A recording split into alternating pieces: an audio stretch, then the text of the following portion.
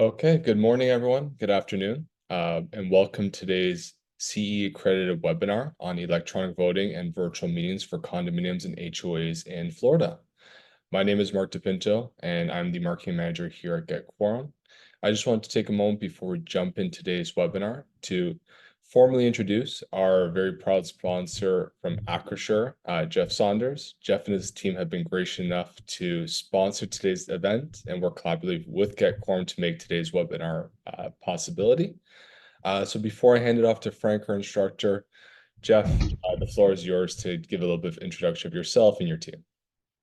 Yeah, thanks, Mark. We're excited to participate today as a proud co-sponsor. We've done several events with Get Quorum. You guys are such a great organization, and although we're not necessarily talking insurance today, although I'm here if any questions pop up, this is obviously a very, very important topic, just the world we're living in now.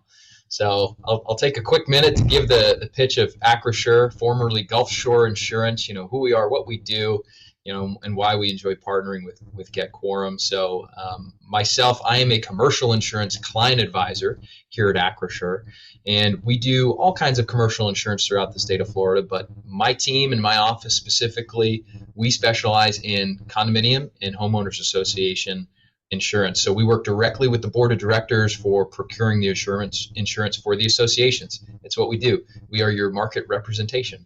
So we work with about 900 associations in Southwest Florida, where my office is located out of Naples. But we've got thousands of associations we work with across the state. So again, we're not talking insurance today, but that's just a quick intro of myself. We're happy to be partnering with Get Quorum. And from there, a couple of housekeeping notes. I know Mark might mention this as well, but for you attendees, as you have questions, we're going to ask that you utilize the chat feature to ask those questions. We're going to do our best to monitor the chat feature as we go. So we'll bring those up to Frank, who's going to be running things today.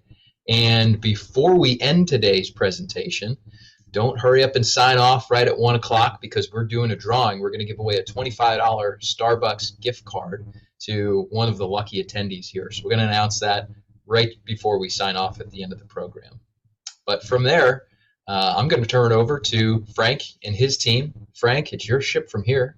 Take it away. All right. Good morning, everyone.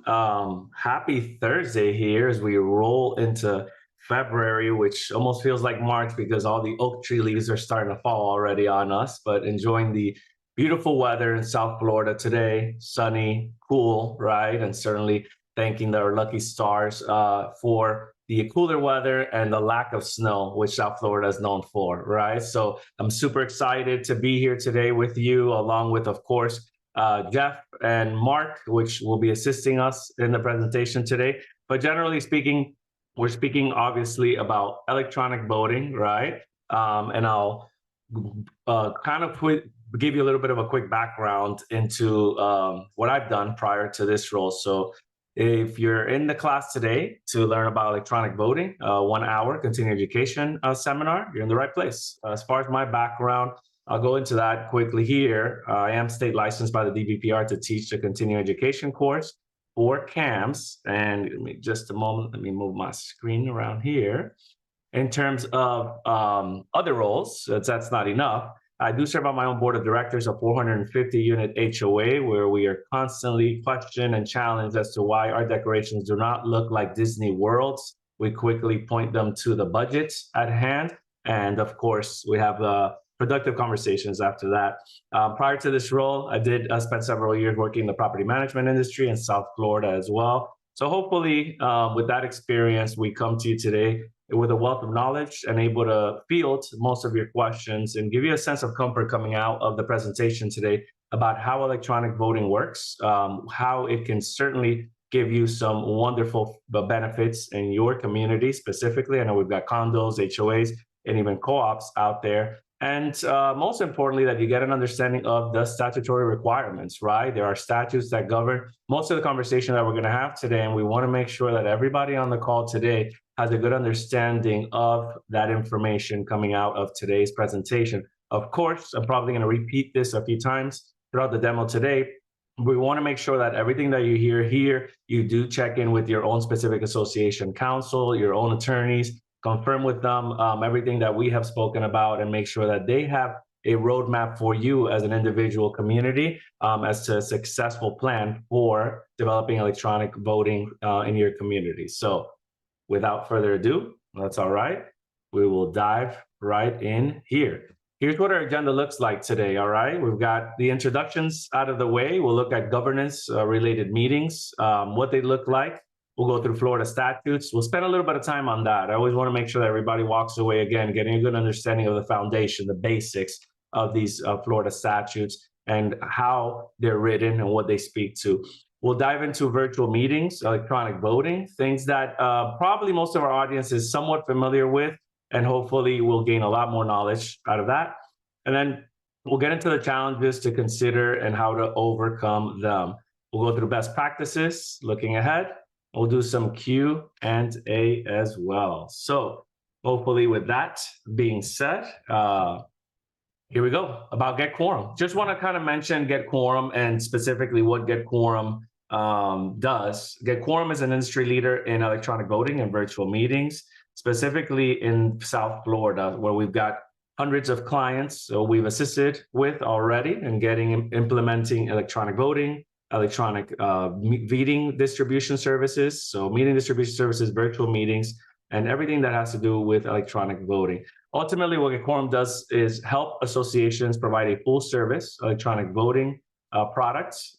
Integration with Zoom is one of the unique differentiators. Over 30 industry experts that are dedicated to this cause, and over 2,000 customers throughout North America, as far north as Toronto and as far south as I've seen Aruba lately, and I know of a very large HOA community in Bimini Bay HOA as well. Proud members of the CAI, national and local chapters. So you will see us out there in those local events and trade shows. All right. So I'll get into a little bit of governance related information here, statutory information, and then we'll take a brief pause to address any questions about, again, the statutory requirements, the legalities behind electronic voting, at least for purposes of this presentation. Then we'll move on from there into some other elements of electronic voting, all right? I know that Mark specifically will be assisting us with some of those Q&As, right? If not Jeff, so at some point, again, we'll take a brief pause, we'll take some questions and move the presentation right along. So here we go. What do in-person meetings look like? Well, look, they're still happening at a high rate. We know that. We know that as a fact. While they were paused through COVID, they still continue to go strong in most communities. And there isn't anything specifically wrong with that. They're certainly morphing into what is a hybrid, and we'll speak more to that in the presentation today. But generally speaking, as we all know, there certainly are some shortcomings in having the all in-person meetings, right? When we speak about the all in-person meetings, we've got a lot of items to consider, including costs, right? Including efficiencies, right? It can be costly to print, mail, everything, have an all in-person meeting. I know we manage associations on our side, as far as electronic voting goes, that are upwards of 5,000 units, 2,000 units in Bonita Springs, 5,000 units here in Coconut Creek. And it's very costly to do an all in-person meeting. I don't even know how they would find the room, quite honestly, large enough for that many guests, right? So in terms of efficiency, pretty rough. You've got a manual process of checking in, of tracking notices, of making sure that you're tabulating ballots. I know they can run very late. I've heard horror stories like 2 a.m. for some of these. And then in terms of security and compliance, we can all imagine what that feels like for an all in-person event. So needless to say, challenging, right? Some pros and some cons. But definitely in this day and age, a lot of the cons. And that's kind of how it started. Well, good news, right? Technology is trending for us today.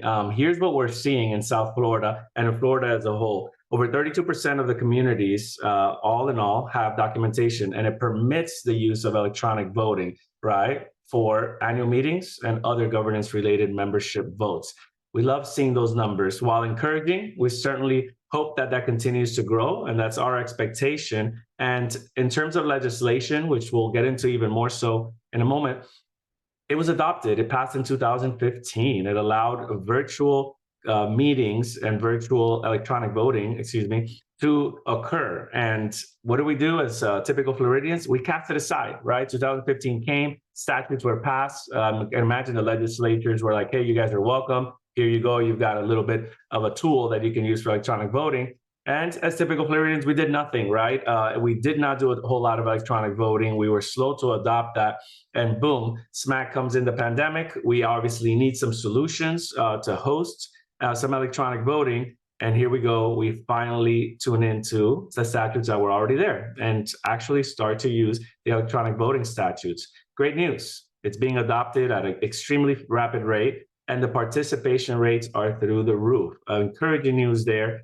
Generally speaking, with electronic voting, the participation rates are 80% on average. So 80% of the owners opt in, consent to electronic voting, and use the electronic voting platforms. On the paper side, if it's fully paper and in person, 20% is your average, right? So think about that massive change and shift in participation and what that would allow you to do as a community. So the important part here that we want to make sure is that we cover some of the statutory requirements. And that is our slide here that we've got today. And I'll spend a little bit of time on this. And again, we'll open it up to some Q&A, as we run through these. But look, this is a foundation, folks, for what your community is going to accomplish. If we don't get this right, and again, this comes from me serving on a board of directors myself, if you don't get this resolution part right and this electronic statutory requirement correct, we kind of hijack everything else that is done in the process. So here's where it starts. Good news. Very simple, right? In 2015, the legislation in the state of Florida passed a statute allowing electronic voting. And I'm going to walk you through, right? I'm going to give you all the answers today as to what the requirements are for condos, co-ops, and HOAs.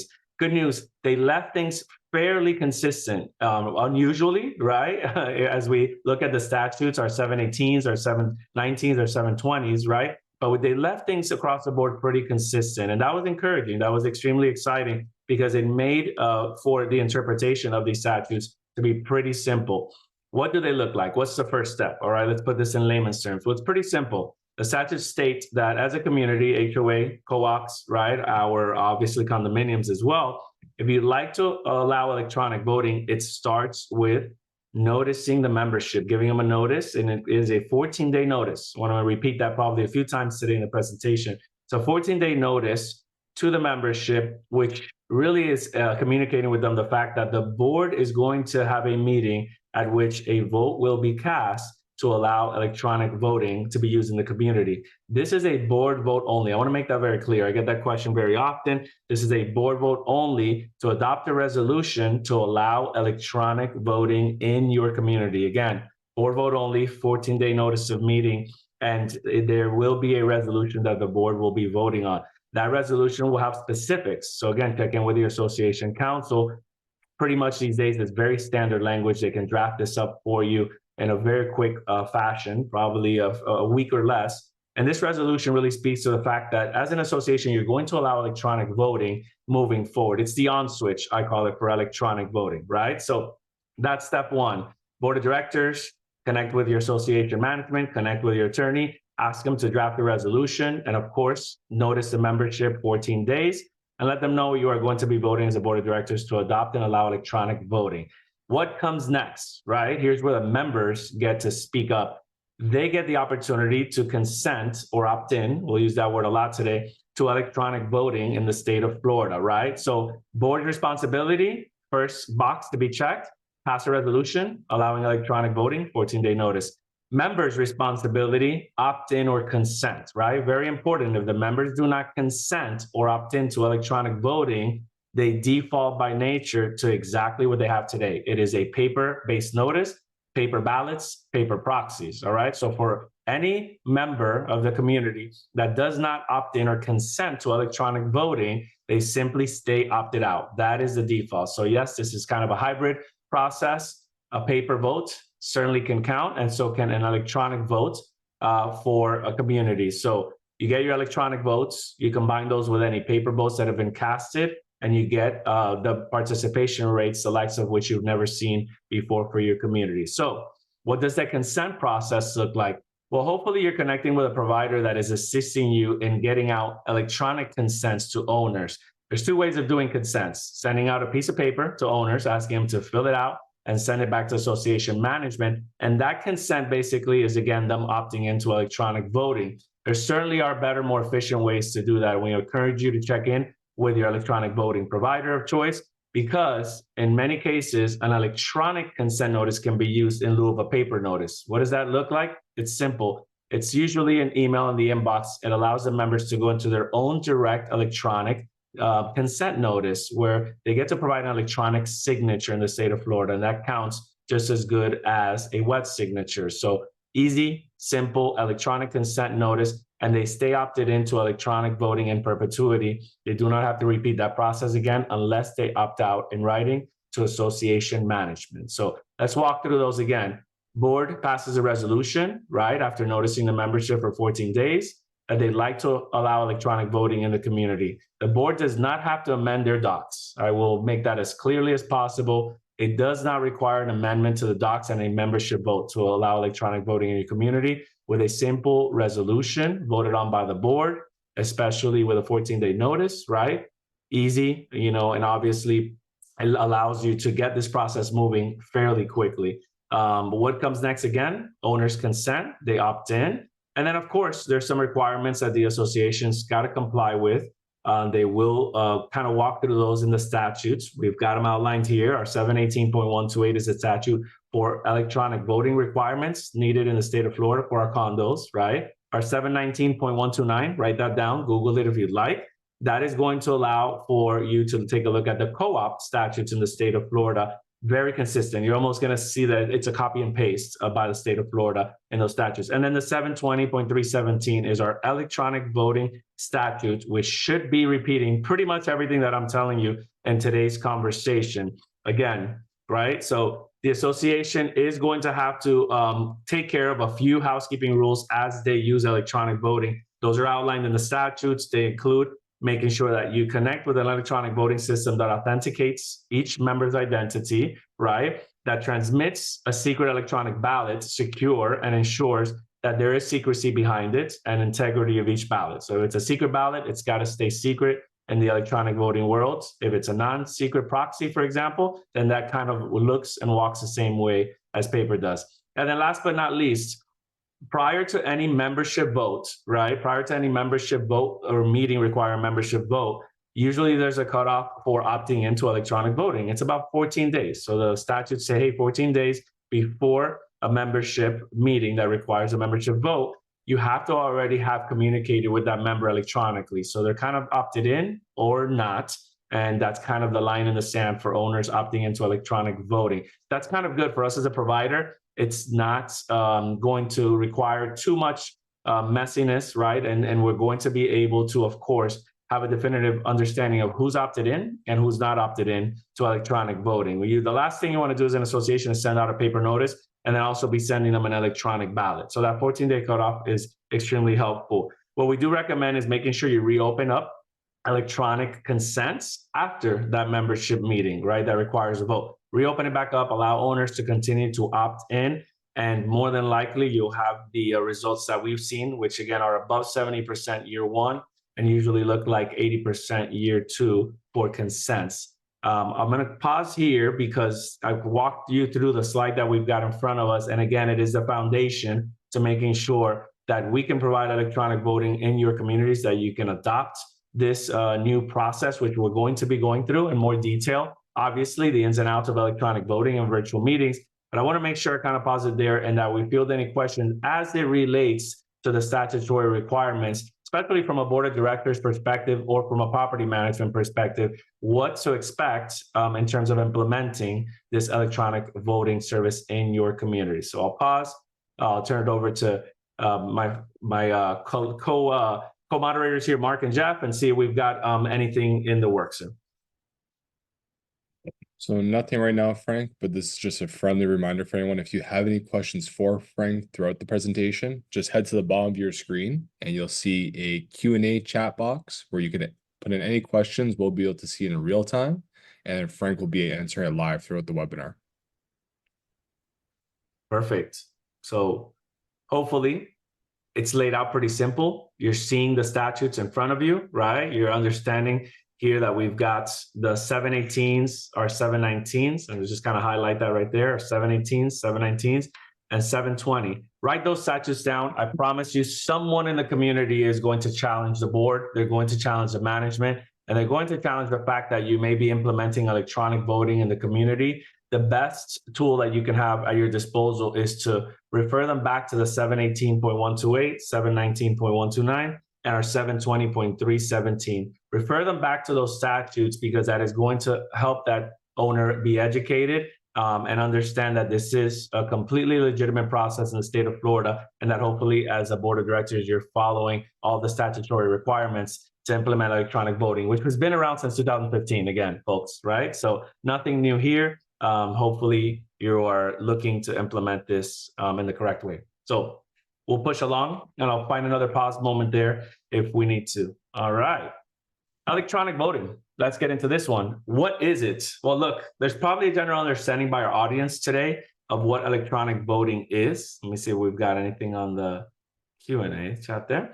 There's probably a good understanding of, okay, hold on. We've got a question here. Mark, you want to call that one off before we jump into electronic voting? Yeah, for sure, Frank. Let me just pull this up.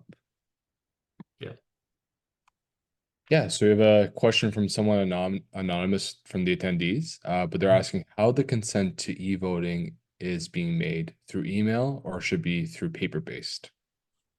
Great question. Here's our recommendation, right? If we were talking in 2015, there would probably only be one option. It would be paper-based consent.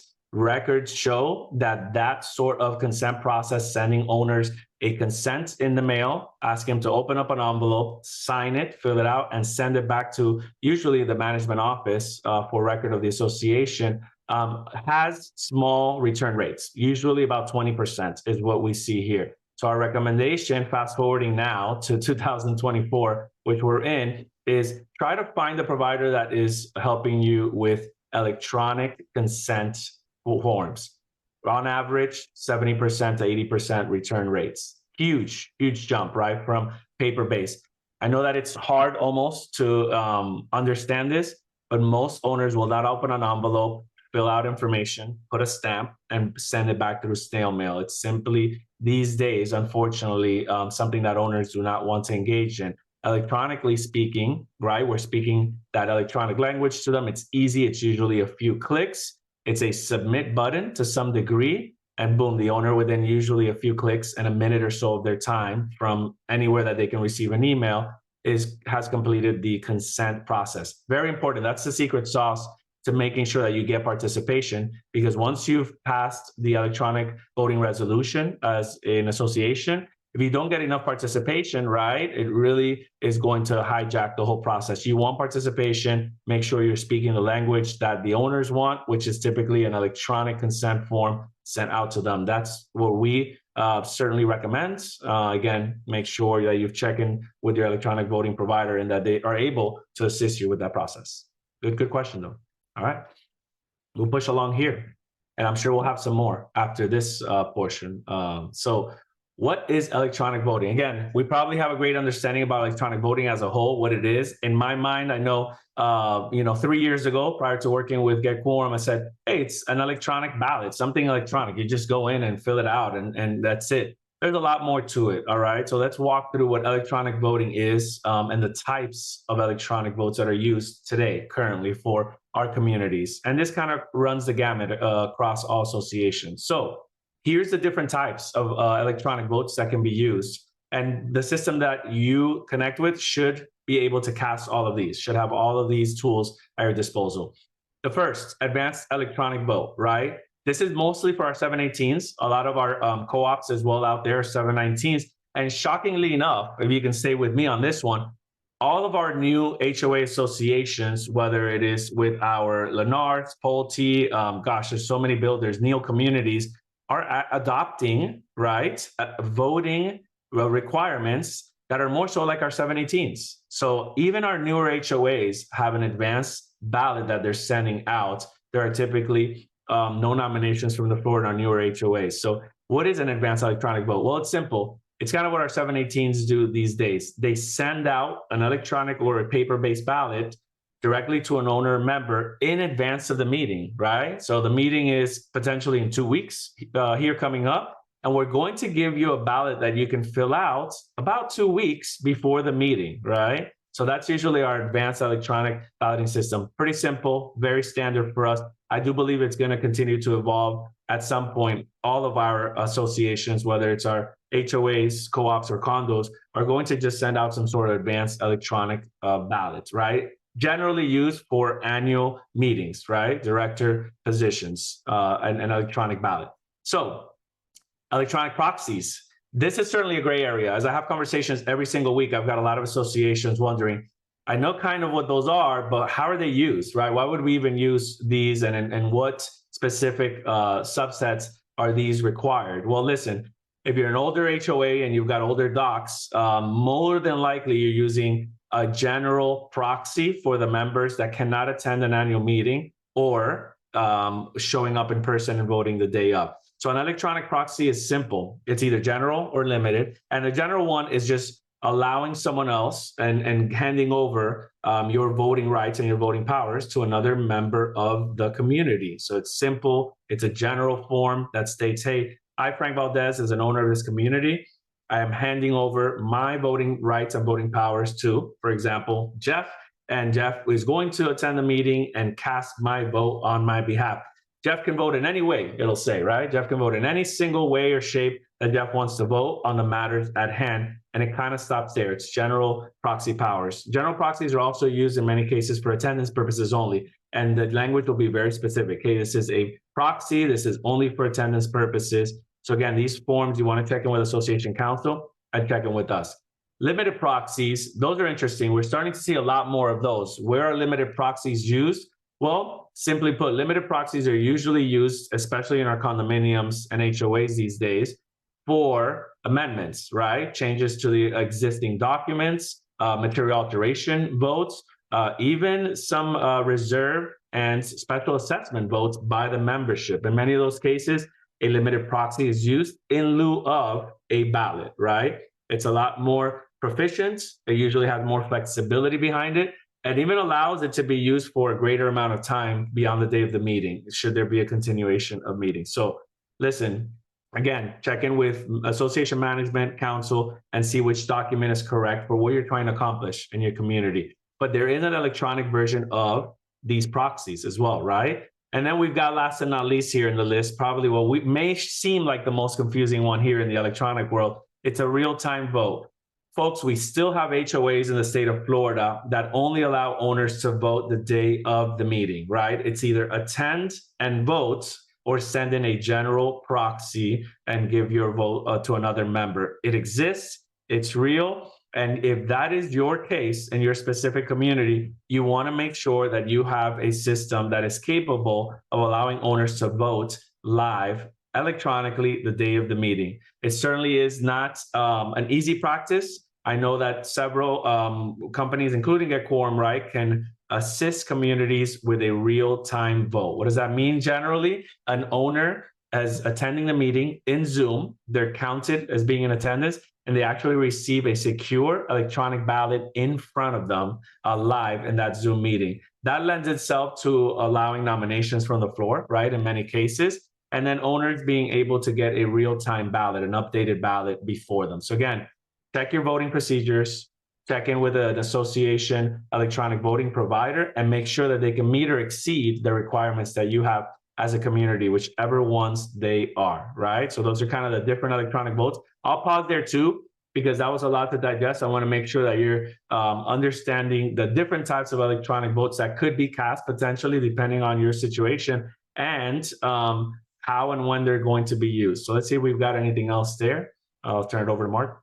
Yeah, so we do have one question, Frank, in regards to electronic voting. This is from another anonymous attendee, and what they're asking is, based on our experience, which type of voting works the best? Definitely. Look, the cleanest vote here, if it is for an annual meeting, right, is usually an advanced electronic vote. It's extremely clean process. In those communities, generally speaking, there isn't a nomination from the floor that can be cast. So that is a restriction. that you've got to take a look at and make sure that that makes sense in your case. But certainly an advanced electronic ballot sent in advance to the meeting, you can begin to collect electronic votes and understand your quorum requirements already. Why? Because an electronic vote in the state of Florida counts towards quorum. The owners do not need to be in attendance the day of the meeting.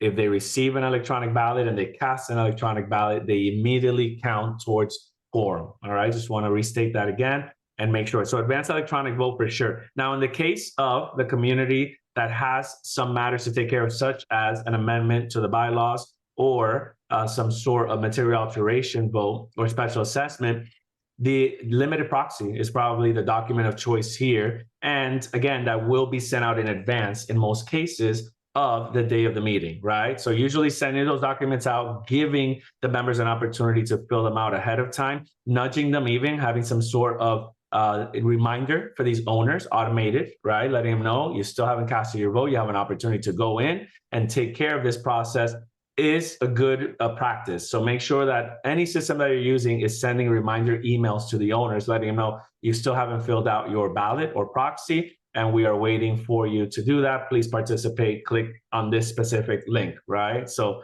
hopefully that answers that question. Anything else? No, that looks like everything, Frank. So feel free to move forward. All right, let's keep pushing along. We're doing good here, and we'll reopen again. Look, at the end of all this, we're going to make sure we have plenty of time for some Q&A as well. All right. So, see here. Why use electronic voting? All right. Look, we just walked you through basically all of the electronic voting options as it pertains to the state of Florida now. Here's the slide asking you, why should you use electronic voting? Well, hopefully some of the areas we've covered today lead you to understand why, but there's a lot of reasons that they're being used. Participation rates, we'll start with that. I mentioned that at the beginning of our conversation today. It jumps from 20% to 80% on average is the expectation in your community. Massive, massive participation rates. In my opinion, it's because we're speaking the same language that owners are speaking now, which is an electronic option, right? Those participation rates are going to do a few things for your community. Number one, allow you to tackle things that the community hasn't been able to do. I know in some instances, we've got HOAs out there that didn't meet quorum requirements for 10 years, could not amend documents because they did not get participation rates. And we were able certainly to assist with this type of participation. You can get your 66 and 2/3 or 70% voting rates in order to amend your doc to take care of some of that housekeeping business that you have not been able to do before. Participation aside, let's dive into some other features here. There's a massive reduction in printing and mailing costs, okay? When an owner opts into electronic voting, they also should have the opportunity to opt in or consent to electronic notices as well. When an owner consents to electronic voting and electronic notices, they bypass now a printed notice. Huge ramifications for your community, because that is a massive reduction in printing and mailing costs. Often paying for whatever the electronic voting system may have cost, and then even then, still providing some savings beyond that cost, okay? So massive reduction in printing and mailing, and ensuring, money aside, that the owners are actually receiving these notices, right? You have a way of tracking this, unlike most of the snail mail that is sent out. A reduction in in-person meetings, that could be a pro, right? That could be, there's certainly a pro. It's not a con. Why? Look, I mentioned earlier, 5,000 unit HOA, right? How possibly could you get 5,000 people in one room at the same time? Unless you rent some sort of arena, like where the Miami Heat play or the Orlando Magic play, you're probably not going to have a venue large enough for a 5,000 unit community. And certainly their clubhouse is not big enough. So offering a virtual option, right, or offering electronic voting in order for those members to participate is huge. And we'll touch on that again. Efficiency, massive efficiency. Why? Usually the folks that have to count all of these paper ballots will have a lot easier nights, right? The night of that electronic or that membership meeting. Reporting and auditability. Look, you usually can do a lot of reporting and audits on electronic voting cast by membership. So compared to paper-based voting, you should have a huge enhancement in reporting and making sure that you can track all this data and there's safety behind it. Transparency, absolutely. Most of the electronic voting systems kick out an electronic voting receipt to each member. So there's a tracking capabilities. Each member walks away with usually some sort of receipt out of these systems. And again, it would be hard to go in there and really push for something different.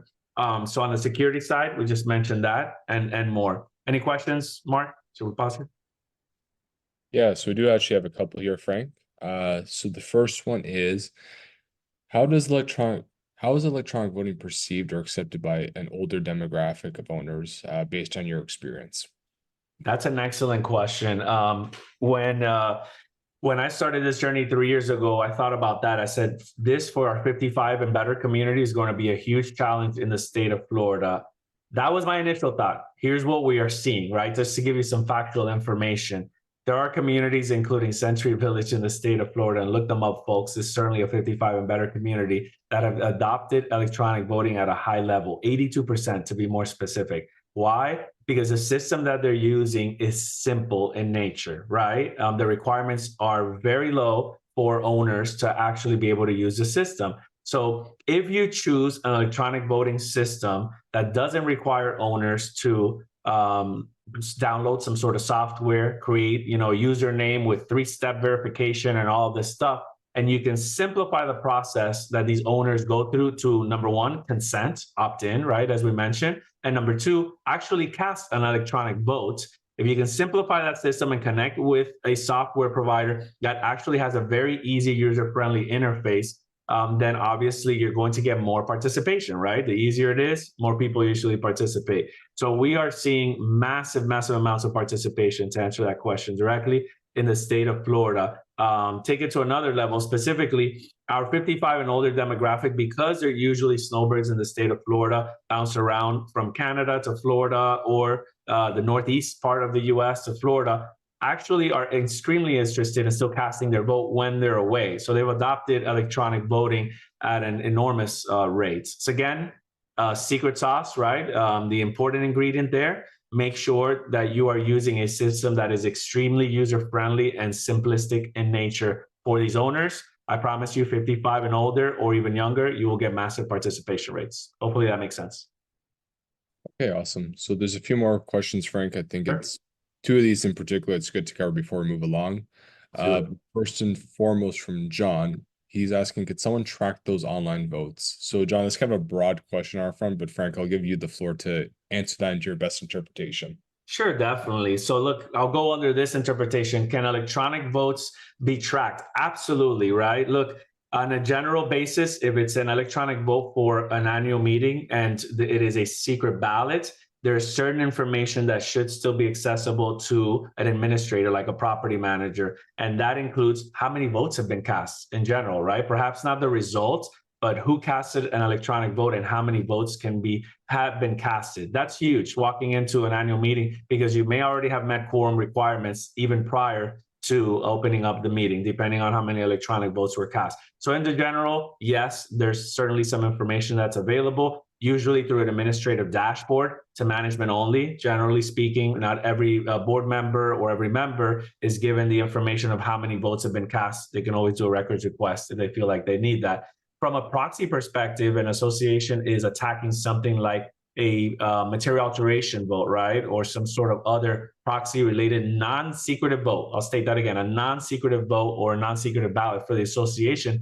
Generally, a system will have an administrative dashboard that will provide that ongoing information real time. Hey, you've got 100 yeses, you're almost there at meeting your requirements as well. So look, the information certainly is there on the back end, and it is specific to what the matter at hand is that's being voted. But yes, absolutely, there's a number of votes that have been cast, and more granularly, who has casted an electronic vote. So that's important to know that as well.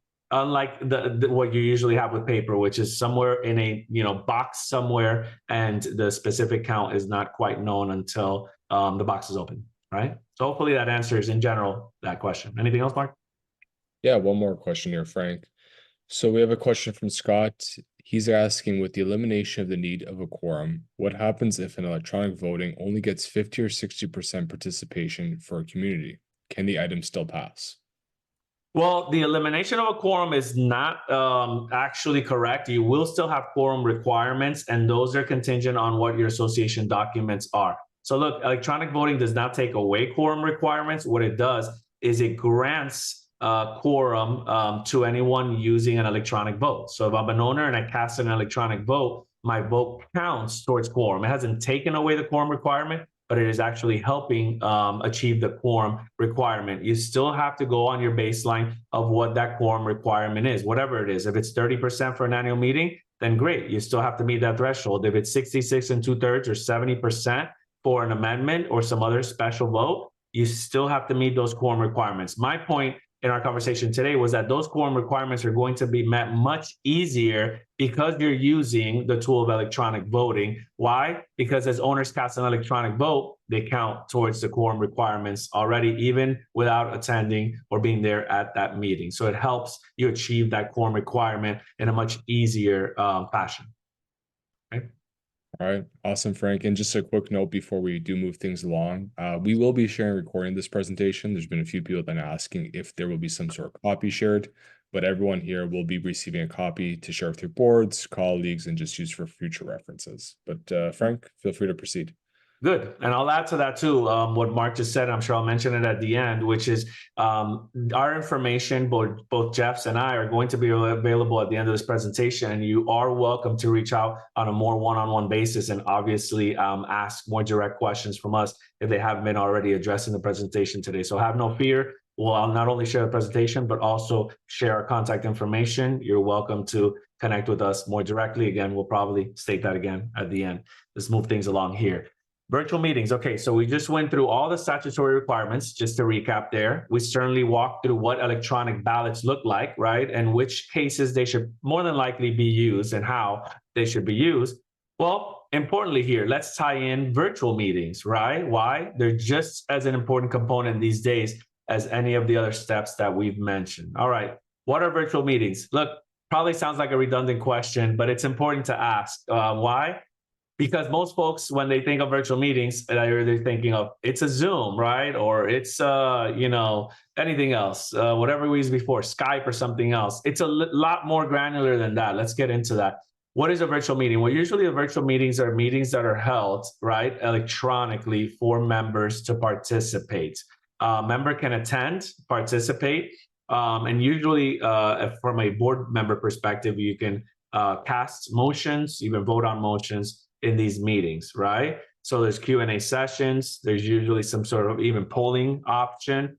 And in the general, it's a digital or virtual way for an owner or even a member or a board member to attend what would otherwise be a meeting that they could only show up to in person, right? We've got two types of virtual meetings, just to keep things pretty simple here. The fully virtual, right? So it's a meeting that's only held exclusively online. We saw that a lot through COVID. There were emergency powers that allowed boards to only have, we'll call it Zoom, right? Zoom meetings, that sort of thing was in effect. And I think as those orders were lifted, what you're finding now is that there is still an in-person requirement. So just want to make sure that most of the associations here today, check in with your association council, but more than likely, there is language that requires an association to have an option for an in-person component. Well, when you couple that with an option for a virtual meeting, we've got what we call hybrid meetings, right? So what is that? Listen, potentially the clubhouse being open, allowing owners to show up and come in to a board meeting or an annual meeting or some other type of special meeting. In addition to that, there might be a projector screen, a laptop, right, or even an external camera that is streaming, right, the room in the clubhouse, and then allowing members to join in through Zoom.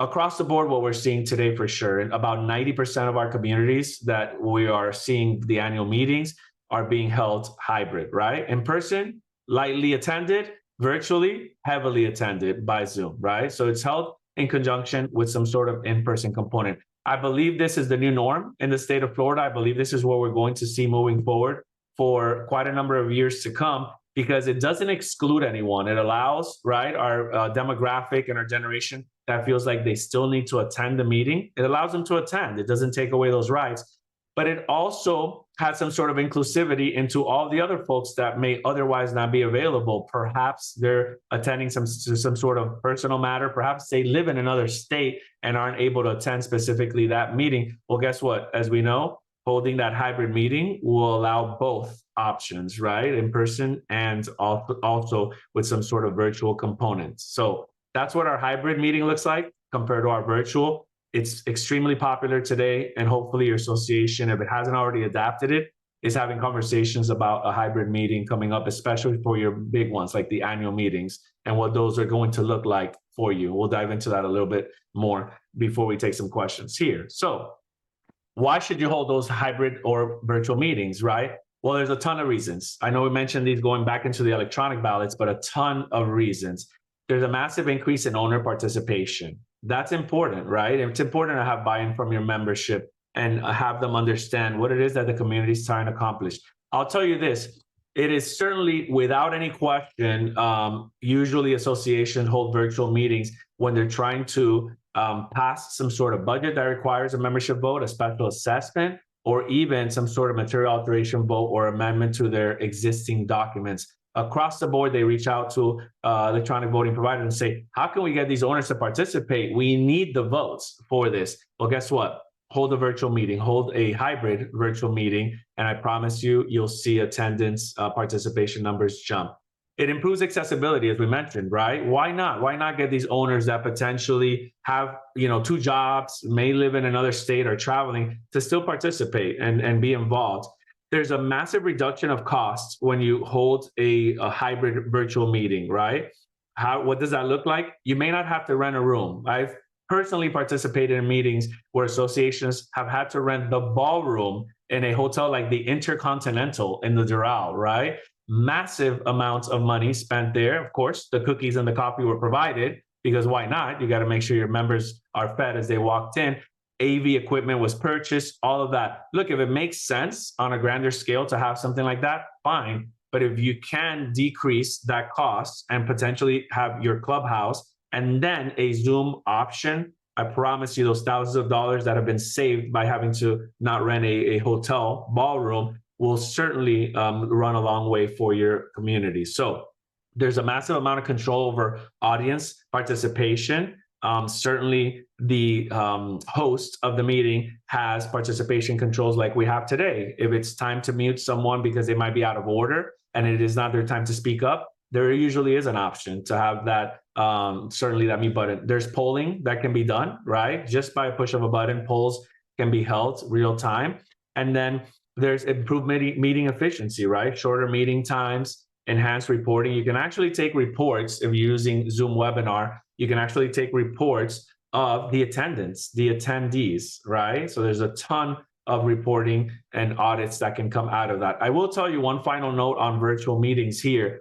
Make sure if you're in an association that is looking to use a virtual meeting platform for something big like an annual meeting or a special meeting that requires a membership vote and might even be very contested, make sure that you're using a virtual meeting software that allows for a webinar style meeting, right? I'll give you a quick example here. Today we're using Zoom webinar, right? It is very different, drastically different than Zoom meetings.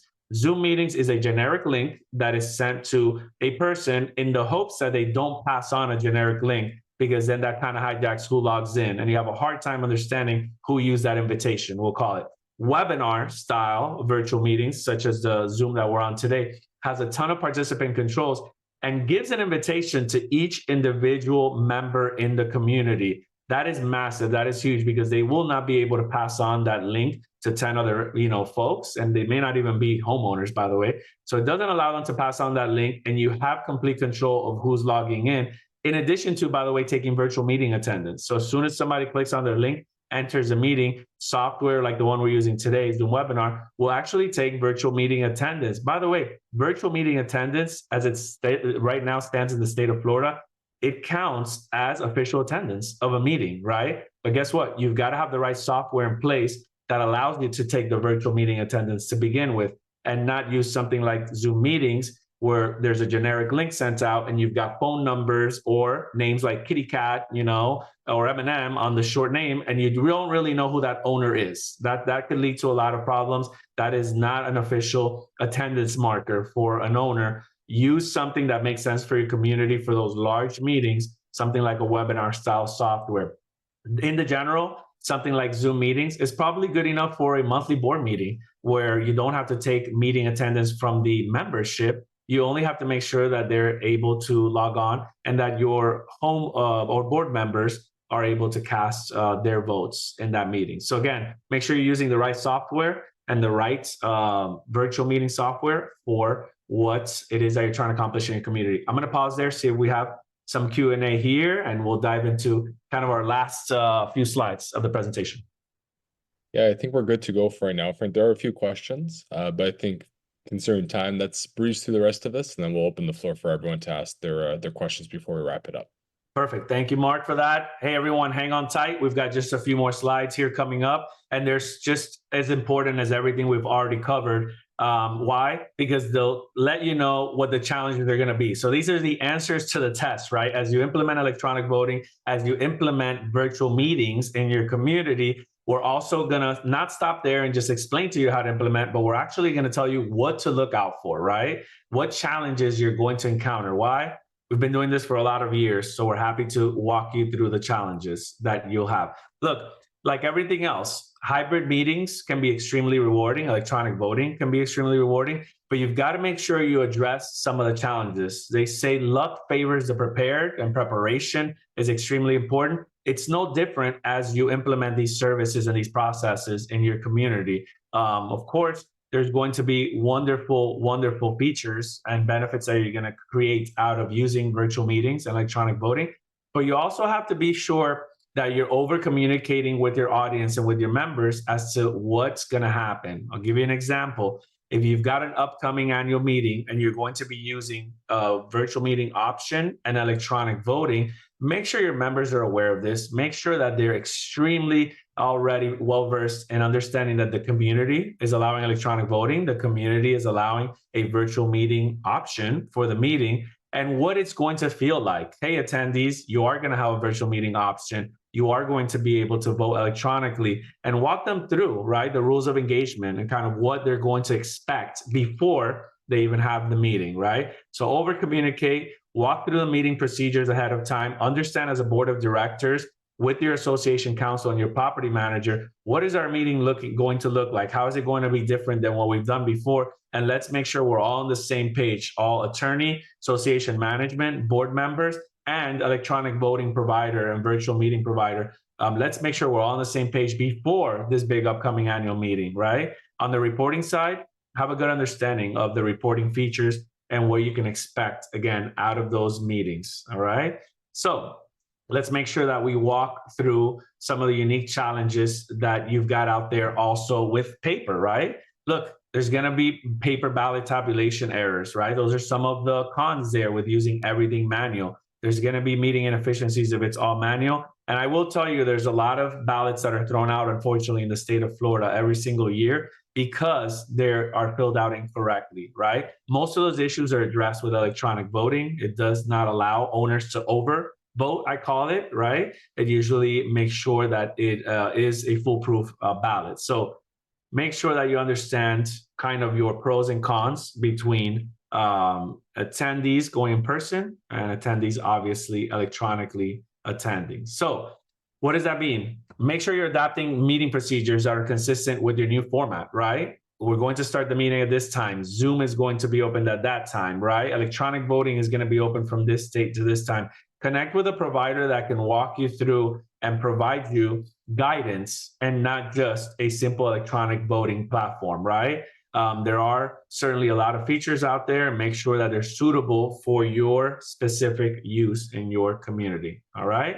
Choose the right solution. Look, we walked through this already in today's presentation. If you have live voting, if you require an advanced ballot, if you require some sort of upcoming membership vote, walk through that with your attorney, your association management company, and your electronic voting provider. Make sure they are all able to address all of the needs for the community, including tracking, right, of the voting, tracking of attendance, and making sure that the attendee experience itself is extremely good.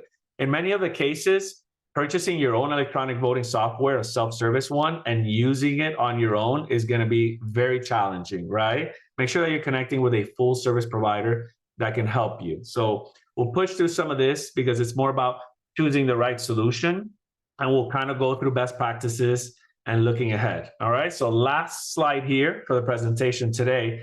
Best practices. This is a huge one, right? Screenshot it if you're able to screenshot in your system here. Because again, this is kind of the recap of everything. Establish ground rules, consult your association attorney, make sure they're on the same page with you, and that these procedures are being kicked out in the right fashion. Make sure you're communicating with owners. We usually, as an electronic voting provider, ask the association to send out an email to the owners whereby they're letting them know, hey, owners, we are going to be voting on a resolution. We are going to allow electronic voting in the community. So the communication starts internally much before the day that you're even offering electronic voting, right? Choose the right platform. Again, full service versus self-service, and make sure that your meeting format is proper. Dress rehearsal is a big deal. So make sure that you're able to have some sort of dress rehearsal even before something large like an annual meeting, right? From a technical support perspective, if you need technical support, connect with a provider that's able to host your meeting, right? Many of the providers, including a quorum, are able to host and moderate your annual meeting for you in Zoom, right? So connect with a provider that can give you that level of service, and make sure everyone is prepared. Again, board members, owners, chair, everybody alike is prepared prior to the large meeting coming up. And again, if you choose the right provider, they should be able to walk you through all of these steps. All right, so what do we expect coming up? A ton of use in the electronic voting space, a lot of hybrid meetings, and a lot of condos and HOAs choosing hybrid meetings in lieu of fully in-person meetings. Participation rates and a lot of electronic usage is in our future. So I want to thank you. I want to pause there, bring back in Mark and Jeff into the conversation. But that does conclude kind of more so the continuing education portion, and we'll address any questions you have now. Awesome. Well, thank you, Frank, and thank you, everyone. There's a few more questions, so stick around, as well as for Jeff's raffle at the end of things. But before we go on to the fun stuff, Frank, there's one question we did receive before the presentation, which I think is really good for everyone here. And it was from Susan, who asked, what is the benefits of electronic voting for condos with 56 units? So what are the benefits of virtual meetings and electronic voting for those smaller communities?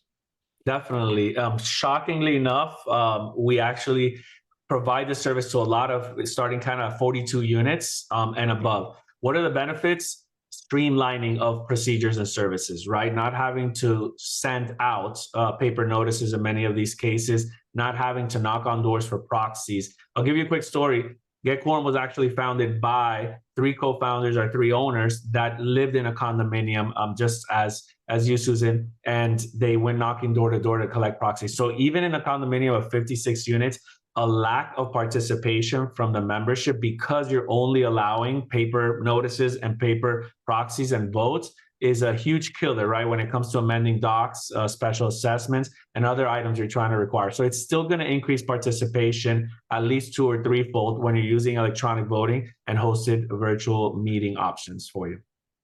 All right, awesome, Frank. Went to word better myself. So another question we have is in regard to participation, and this was in regards to virtual meetings. So from your interpretation, for what you've seen working with so many Florida communities, what's the main incentive for owners to participate in virtual compared to an in-person or perhaps even a hybrid meeting? Yeah, definitely. Look, they're involved, right? They're engaged. They actually get an opportunity to voice their opinion in many of these cases. There's a big disconnect in the state of Florida, and I can speak from experience living in an HOA myself, where many years ago, before electronic voting was adopted, before virtual meetings were allowed, you either showed up or you didn't count, right? So you almost felt like you were an outcast.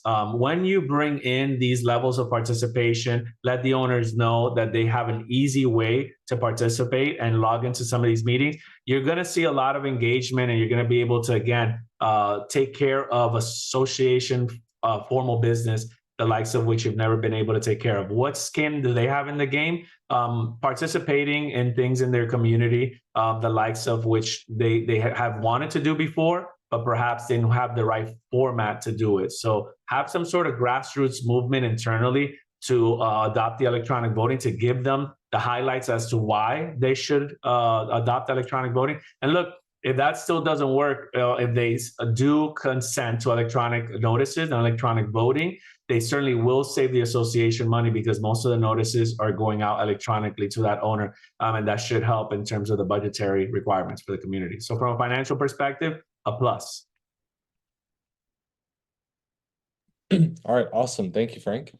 And one final question, just because it is my favorite kind of question when it comes to electronic voting, is can the vote be rigged? So if you could, Frank, just on a really high level, talk on the security and sophistication that electronic voting offers compared to the traditional paper ballots. Absolutely. And look, it's a question that we get basically every single demonstration that we give.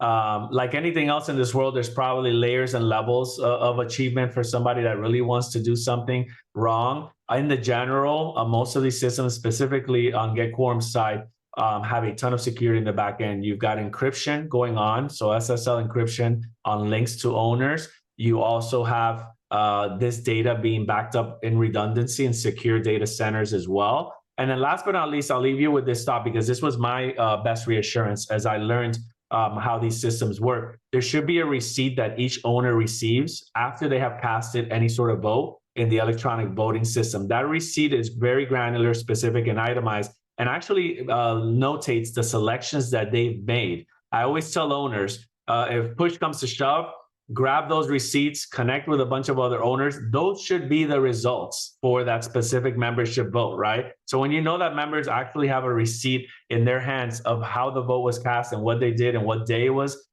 certainly casted, it's kind of hard for somebody to go in the back end then and change everything around, right?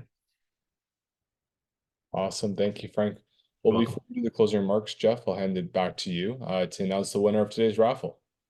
Yeah, thanks, Mark. Frank, great job today, as always. I know I've seen a very similar presentation from you and participated in the past, but the reality is this is just the way of the future, right? It's going to streamline things. It's going to make things a lot easier and more efficient for so many communities, and it's probably going to save them money, especially to large-scale communities. It's going to save them a lot of money. All right, my closing remarks, I'm going to announce the winner, folks. We are giving away a $25 Starbucks gift card, and the winner is Ms. Beatrice De Jesus with First Service Residential. Beatrice, hopefully you're still on the line here. Congratulations. You've won the $25 Starbucks gift card. So we're going to get in contact with you after this. I know we've got your information. It's an e-gift card, so we'll be able to email it to you. Just give our team a day or two to make sure we can work out the technicality, and we'll send it your way. But anyway, thanks everyone for attending, and Mark and Frank, I'll turn it over to you guys for final sign-off. Yeah, well, thank you, Jeff. I really appreciate it. Congratulations, Beatrice. Hopefully you enjoyed that coffee.